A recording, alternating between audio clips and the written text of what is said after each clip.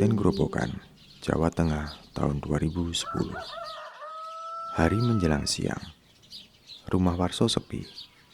Hanya ada Aris, anak tunggal Warso dan Ningsih, anak laki-laki yang berusia sekitar 10 tahun. Ketika Aris bermain di halaman depan, Harto datang ke sana membawa kresek hitam. Aris, Pak D. ini Pak D punya ayam panggang buat kamu. Makasih Pak D. Iya, dimakan ya. Pak D pamit dulu. Iya Pak D. Setelah menyerahkan ayam panggang kepada Aris, Harto langsung pulang. Melihat ukuran ayam panggang yang kecil, Aris tidak menunggu lama. Dia segera memakannya sampai habis.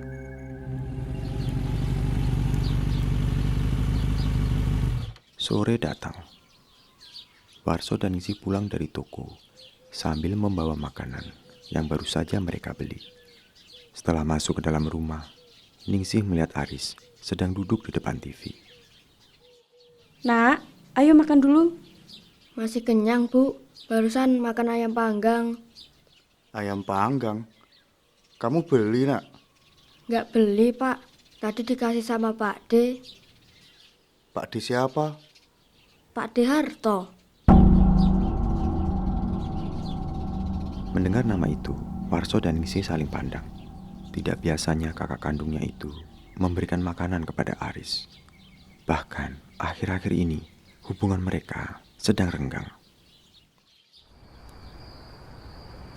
Malam semakin larut. Jam dinding menunjukkan pukul 12.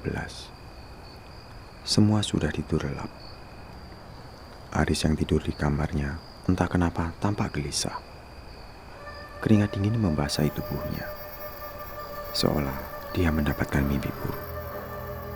Tiba-tiba mata Aris terbuka.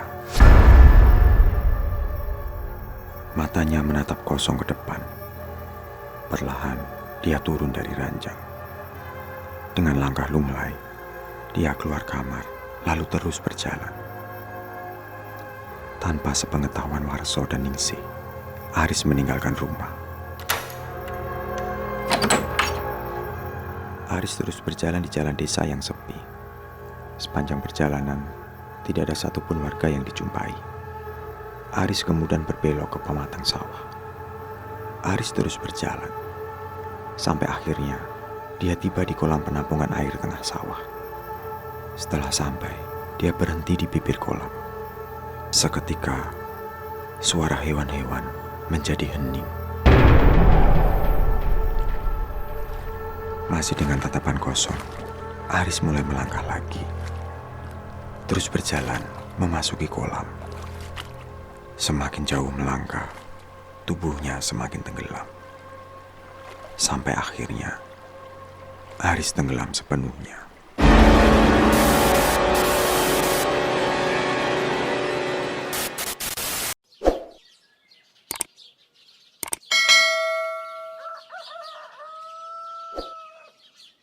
Pagi datang. Dari dapur tercium aroma rempah-rempah yang mengundang selera. Ningsih yang baru saja selesai memasak bergegas ke kamar Aris. Nak, ayo sarapan dulu. Loh, kok gak ada? Kenapa, Bu? Aris kemana ya Pak? Ya nggak tahu lah, Bu. Paling main. Tolong cari Pak, suruh sarapan dulu. Yalah, paling main sama anak tetangga. Ntar kalau lapar juga pulang sendiri.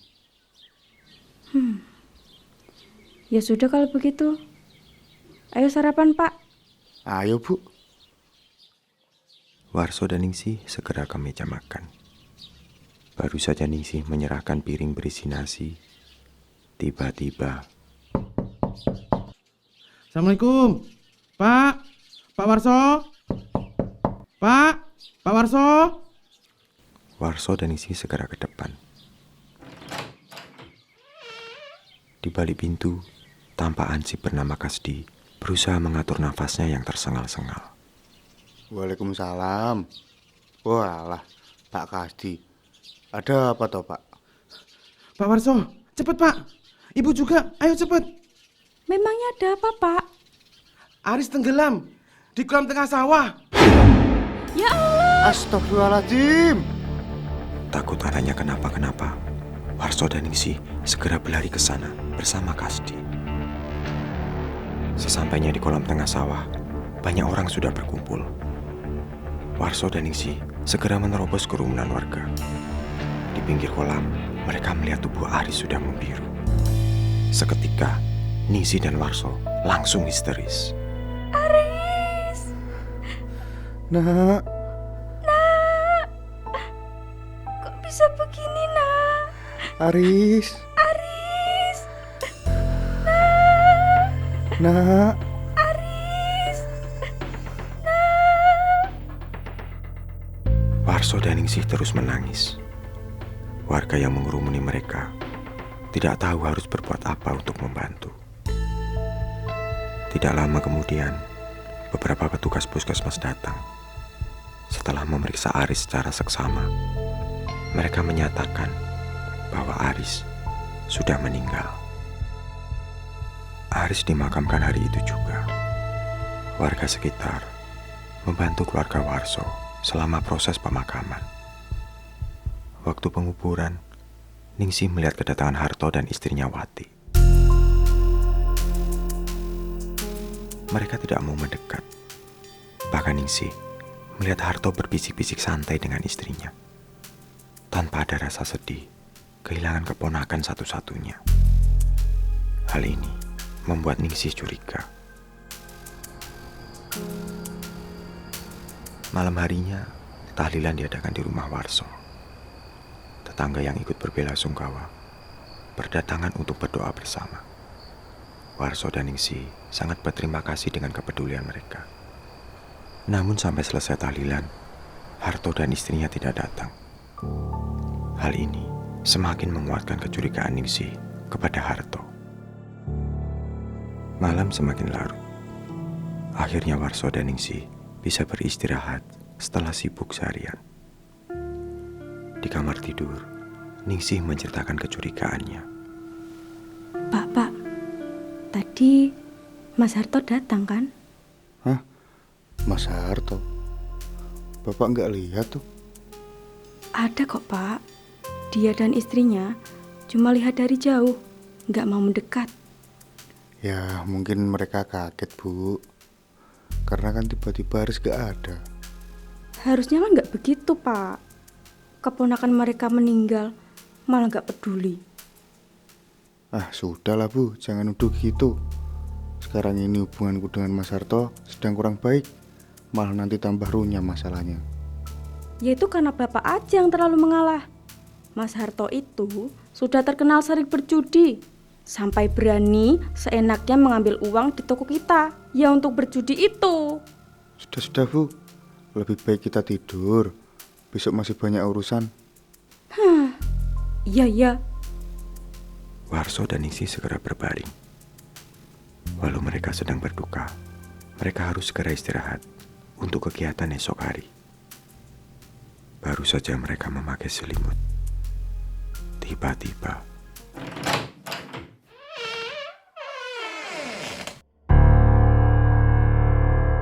terdengar suara pintu terbuka. Loh, Pak.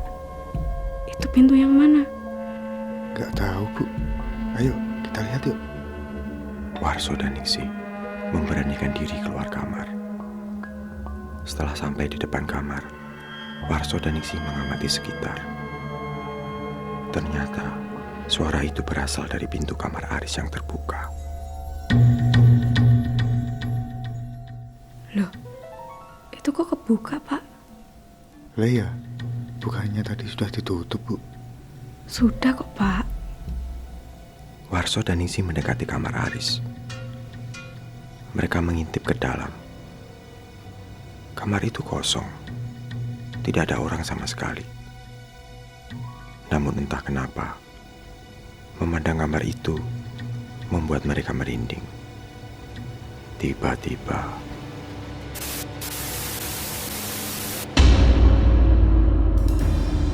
Terdengar suara TV menyala di ruang keluarga. Warso dan Ningsih kaget. Mereka segera bergegas ke sana. Setelah sampai di ruang keluarga, mereka mendapati TV telah menyala, menampilkan saluran off-air. Merasa takut, Warso langsung mematikan TV. Warso dan Ningsih merasakan sesuatu ketika berada di ruang keluarga ini. Namun, mereka tidak bisa melihat apa yang menyebabkannya. Yang mereka rasakan hanya bulu kuduk yang semakin tegak berdiri. Bagaimana ini, Pak? Udah, kita ke kamar aja yuk, Bu. Ayo. Warso dan Ningsih segera kembali ke kamar, lalu menutup pintu.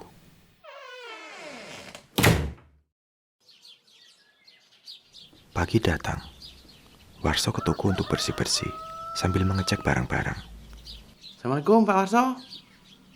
Waalaikumsalam. Oh, Pak Kasdi. Sini masuk, Pak. Kasdi mendekati Warso sambil melihat-lihat barang-barang pertanian di toko Warso yang lumayan besar. Begini, Pak Kasdi. Saya mau tutup dulu untuk beberapa hari. Sementara itu, saya minta tolong Pak Kasdi sering-sering patroli depan sini. Aduh, gimana ya Pak? Bukannya saya itu nggak mau. Loh, memangnya kenapa, Pak? Saya sungkan Pak, kalau harus cerita. Oh, nggak apa-apa. Cerita saja, Pak. Sebenarnya Pak, semalam saya patroli lewat depan rumah Bapak. Dan saya melihat Aris sedang duduk di teras. Astagfirullahaladzim. Karena saya takut, saya langsung kabur. Saya lari Pak. Saya lari kenceng banget. Sampai saya tersandung dan jatuh. Ini loh, kepala saya sampai benjol. Kasdi membuka topi hijaunya, lalu menunjukkan bagian kepalanya yang benjol. Oh, kalau begitu ya istirahat dulu saja, Pak. Biar cepat sembuh. Iya Pak. Malam ini tahlilan sudah selesai. Warso dan Ningsih membersihkan ruangan yang selesai digunakan. Sambil bersih-bersih, Warso menceritakan pengalaman Hasib Kasdi kepada Ningsih. Kasihan Pak Kasdi. Iya, Bu. Bapak gak nyangka kalau ada kejadian kayak gitu. Tapi Pak, enggak cuma Pak Kasdi saja. Tetangga sini juga cerita. Hah? Cerita apa, Bu? Katanya semalam ada suara anak laki-laki ngajak main. Masa, Bu? Iya Pak, katanya suaranya mirip Aris. Warso lalu terdiam, berusaha mencerna semua informasi yang didengarnya hari ini. Keesokan hari, Warso tidak datang ke toko. Dia menemani Ningsih mempersiapkan tahlilan berikutnya. Beberapa warga yang biasanya datang membantu mulai berkurang. Warso dan Ningsih tahu bahwa tetangga sekitar masih menggosip di belakang mereka.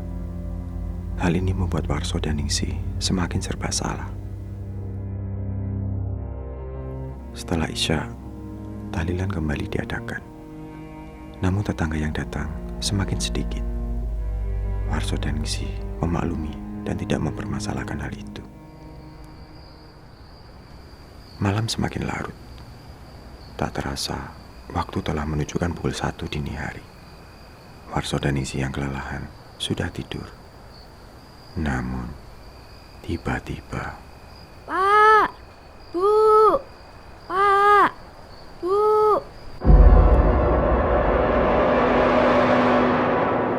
Terdengar suara dari kejauhan. Warso dan Ningsih tetap tertidur. Pak! Tolong Pak! Bu! Tolong Bu! Kali ini suara itu sangat dekat, membuat Warso dan Ningsih langsung terbangun. Ibu tadi dengar? Iya Pak, kayak suara Aris.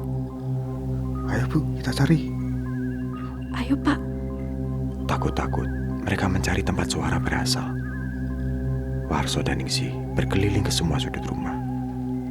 Namun asal suara tetap tidak ditemukan. Akhirnya mereka kembali ke kamar. Bagaimana ini, Pak? Kalau begini terus, nggak enak sama tetangga. Begini saja, Bu. Besok kita ke rumah Pak Kiai. Siapa tahu beliau bisa bantu. Pak Kiai? Itu loh, Bu, Mbak Kawi yang kadang-kadang mampir ke toko kita. Oh, Mbah yang itu. Ibu ingat. Nah, besok kita cari tahu beliau tinggal di mana. Iya, Pak. Sebelum siang, Warso dan Isi sudah berangkat. Warso sesekali berhenti untuk bertanya ke warga yang dijumpainya. Tidak lama, sampailah mereka di rumah Mbak Kawi yang terletak di desa sebelah. Jadi begitu, Mbah, ceritanya. Kami kesini itu mau minta tolong Mbah Kawi. Ya. Lebih baik diselesaikan dulu tahlilan sampai hari ke-7. Setelah itu, insya Allah Mbah akan ke sana. Baik, Mbah. Terima kasih. Beberapa hari telah berlalu. Sesuai janji, Mbak Kawi mendatangi rumah Warso setelah sholat Isya. Warso dan Isi menyambut baik kedatangan beliau. Setelah Mbah telusuri, Nak Aris itu meninggal karena menjadi tumbal pesugihan Inggung Panggang. Oh iya, betul, Pak. Sebelum meninggal, Aris kan makan ayam panggang pemberian Mas Harto. Nah, salah satu ritualnya dengan perantara ayam kecil yang dipanggang. Ayam panggang itu harus dimakan oleh orang yang akan ditumbalkan. Sudah kuduga, memang dia pelakunya. Katanya, akhir-akhir ini dia menang judi terus, sampai bisa beli mobil. Memang kurang ajar. Ningsih yang emosi langsung berdiri. Warso dengan cepat menangkap tangannya. Bu. Jangan begitulah, Bu. Sabar, Bu, sabar. Bagaimana bisa sabar, Pak? Anak kita jadi korban. Ini sudah keterlaluan. Iya. Jangan emosi begitu. Sabar, Bu, sabar. Bapak selalu sabar. Sampai kapan mau dibiarkan seperti ini, Pak? Warso terdiam. Memang selama ini, Harto selalu mencari menang sendiri. Bahkan tidak sedikit kerugian yang dialami Warso karena ulah kakak kandungnya itu. Bu Ningsih, tolong sabar dulu. Lebih baik kita fokus dulu untuk memutuskan pertumbalan Inggung Panggang ini. Karena kalau tidak diputus, nanti akan ada korban selanjutnya. Ningsih terdiam. Mau tidak mau, Warso dan Ningsih duduk kembali. Malam semakin larut. Mendekati jam 12 malam, Mbah Kawi menyalakan senter di halaman depan rumah Warso. Nah, Duk, nanti ketika perjalanan ke sana, semisal kalian melihat sesuatu, jangan takut. Baca saja ayat-ayat suci yang kalian hafal. Baik, Mbah. Iya, Mbah. Kalau begitu, ayo kita berangkat. Berbekal senter, Warso dan Ningsih berjalan mengikuti Mbah Kawi. Selama perjalanan, gangguan demi gangguan datang.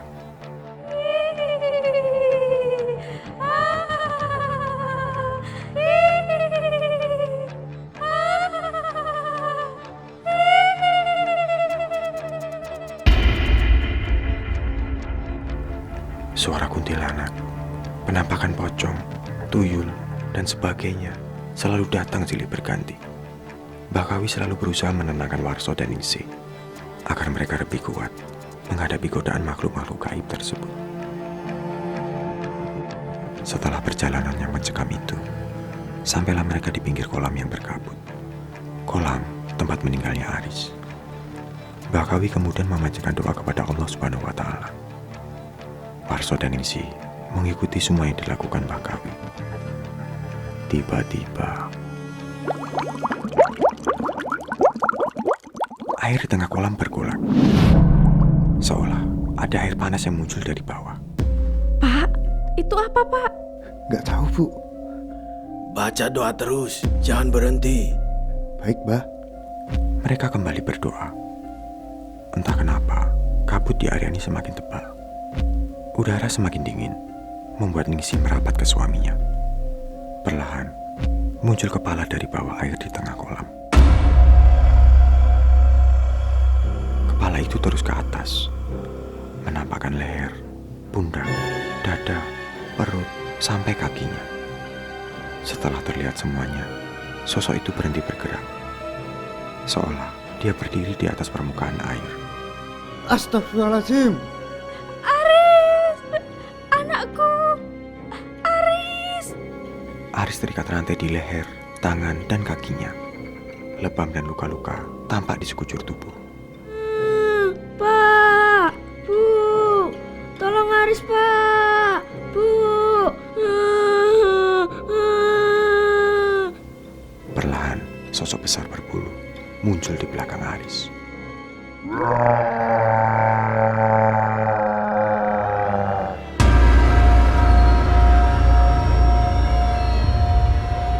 Allahu Akbar. Ya Allah. Ya Allah, apa itu, Pak? Kalian terus baca doa. Jangan berhenti, jangan takut. Percaya kepada Allah. Iya, Bah. Iya, Mbah. Warso dan Ningsih berusaha kembali berdoa. Bakawi lalu membaca ayat kursi dengan lantang. Allahu la ilaha illa huwal hayyul qayyum. La ta'khudhuhu sinatun wa la na'um. Lahum ma fis samawati wa ma fil ard. Man zalasi yasfa'u indahu illa bi'izni. Ya'lamu ma baina aydihim wa ma khalfahum. Wa la yuhituna bi syai'in min ilmihi illa bima syaa'. Wasi'a kursiyyus samawati wal ard. Wa la ya'uduhu hifzuhuma wa huwal aliyyul azim.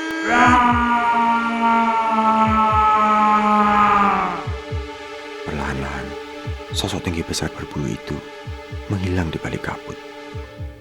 Bersamaan dengan itu, rantai yang mengekang leher, tangan, dan kaki Aris terlepas lalu tenggelam ke dasar kolam. Melihat itu, Aris berhenti menangis. Aris. Nak. Aris.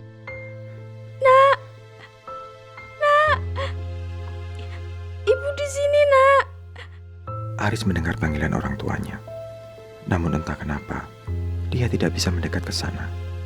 Walau rantai yang membelenggunya sudah lepas, namun badannya masih terasa sakit. Ayo, kita doakan almarhum. Semoga Allah memudahkan jalan untuknya. Baik, Bah. Iya, Mbah. Bakawi mulai berdoa. Beberapa surat pendek dibaca. Mendengar suara ayat suci, Aris merasa semakin nyaman. Luka-luka di badannya perlahan menghilang. Setelah ayat suci selesai dibaca, Aris tersenyum. Terima kasih, Pak. Terima kasih, Bu. Perlahan, Aris menghilang di balik kabut. Warso dan Ningsih sangat sedih melihat kepergian putra sematawayang mereka untuk selamanya. Innalillahi wa inna ilaihi rajiun. Innalillahi wa inna ilaihi rajiun.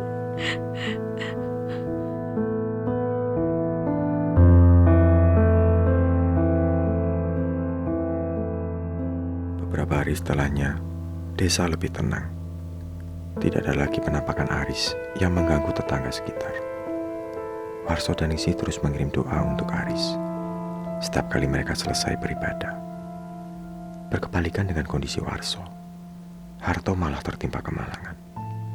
Judi yang membawa kemenangan sekarang berbalik dengan kekalahan beruntun. Tidak lama setelah itu, Harto jatuh sakit. Hutang judi yang menumpuk disertai biaya pengobatan yang besar akhirnya membuat kekayaannya habis. Hanya berselang beberapa bulan, Harto meninggal. Kabar-kabar di masyarakat mulai berseliweran. Masyarakat sekitar percaya bahwa Harto menjadi tumbal pesugihannya sendiri. Pesugihan Ingkung Panggang.